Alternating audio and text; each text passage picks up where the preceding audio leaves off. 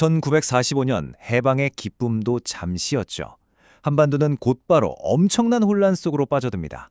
오늘 이 시간에는 대한민국 정부가 수립되기까지 그 운명적인 3년 동안 통일 국가를 향한 꿈이 어떻게 분단의 현실로 바뀌었는지 그 핵심적인 사건들을 중심으로 하나씩 짚어보겠습니다. 자, 오늘 우리가 살펴볼 내용입니다. 먼저 해방 직후에 벌어진 신탁 통치 논쟁부터 시작해서요. 이 문제로 나라가 어떻게 분열되었는지 볼 겁니다. 그리고 대한민국 정부가 세워지는 과정, 마지막으로 신생 국가의 경제는 어떤 정책으로 시작되었는지 순서대로 따라가 보겠습니다. 일제의 통치가 갑자기 사라지면서 한반도는 그야말로 거대한 권력의 공백 상태에 놓이게 됩니다. 자, 그럼 이 혼란 속에서 질서를 잡고 나라의 기틀을 세우기 위해 가장 먼저 행동에 나선 조직은 과연 어디였을까요? 네, 바로 건국준비위원회, 줄여서 건준입니다. 중도 좌파였던 여운형, 그리고 중도 우파 안재홍 같은 분들이 힘을 합쳤죠. 이념을 떠나서 우리 민족의 힘으로 독립국가를 세우려고 했지만 곧 한반도에 들어온 미군과 수련군이라는 외부 세력 때문에 이들의 활동은 큰 제약을 받게 됩니다. 이 회의의 가장 중요한 목표는 사실 임시민주주의 정부를 세워주는 거였어요. 그런데 문제는 세 번째 항목, 바로 신탁통치였습니다. 이 단어 하나가 모든 논의를 집어삼키는 블랙홀이 되어버렸죠.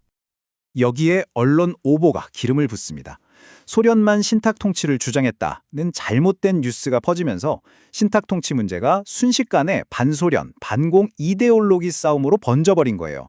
결국 우리 민족은 신탁통치에 찬성하는 찬탁과 반대하는 반탁으로 극심하게 나뉘어 대립하게 됩니다. 상황이 이렇다 보니 미소공동위원회도 제대로 굴러갈 리가 없었죠.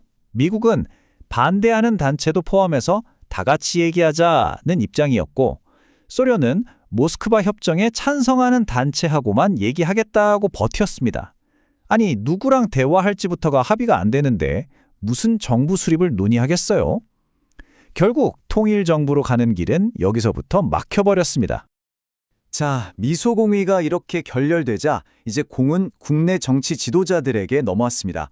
그리고 여기서 이승만과 김구 두 거목이 완전히 다른 길을 제시하면서 민족의 분열은 더 깊어지게 되죠. 이게 바로 그 유명한 이승만의 정읍 발언입니다. 남한만이라도 단독 정부를 세우자는 당시로서는 정말 파격적인 주장이었죠. 분단을 공식화하자는 이야기나 마찬가지였으니까요. 그리고 이건 김구 선생의 입장입니다. 정반대죠. 어떤 희생을 치르더라도 통일된 나라를 만들어야지 반쪽짜리 단독 정부는 절대 안 된다는 아주 단호한 의지를 보여줍니다. 이 연표를 보시면 흐름이 명확하게 보입니다. 불과 1년 반 사이에 1차 미소공의가 실패하고 정읍 발언이 나오고 좌우 합작운동 같은 마지막 노력도 있었지만 결국 2차 미소공의마저 취정 결렬되죠. 그러자 미국은 이 골치 아픈 한반도 문제를 유엔으로 넘겨버립니다. 이제 한반도의 운명은 유엔의 손에 달리게 됐습니다. 그리고 이 시점부터 사실상 두 개의 나라가 만들어지는 돌이킬 수 없는 마지막 단계로 접어들게 됩니다. 유엔의 결정은 선거가 가능한 지역에서만 총선거를 실시하라는 거였어요. 그런데 소련이 유엔 위원단이 북한에 들어오는 걸 막아버렸죠.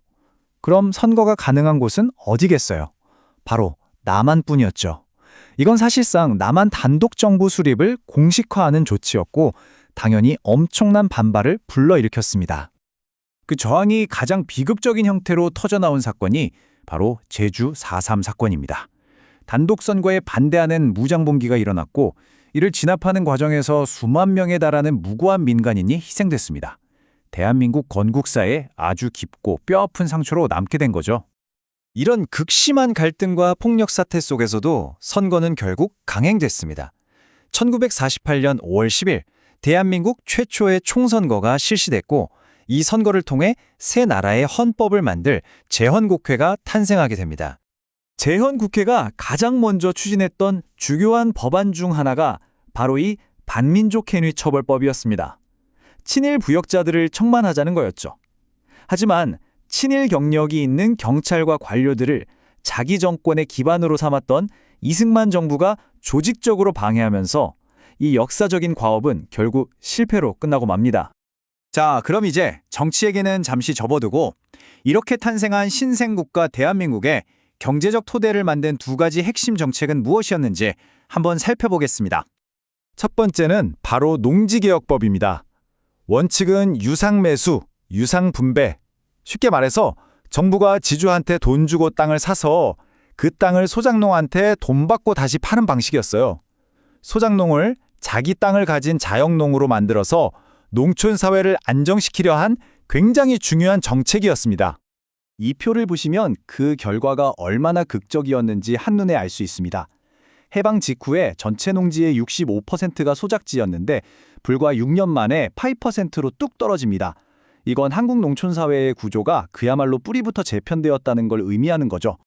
농업이 농지개혁으로 바뀌었다면 초기 산업의 기반은 미국의 원조 물자를 가공하는 삼백산업이었습니다. 밀가루, 설탕, 면화.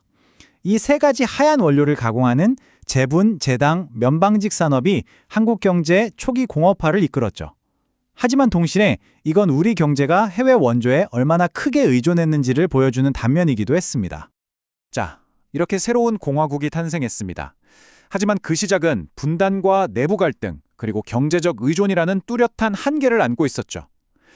과연 이 태생적 한계는 그 후 70년이 넘는 우리 현대사에 어떤 영향을 미쳤을까요? 이 질문을 남기면서 오늘 설명은 여기서 마치겠습니다. 감사합니다.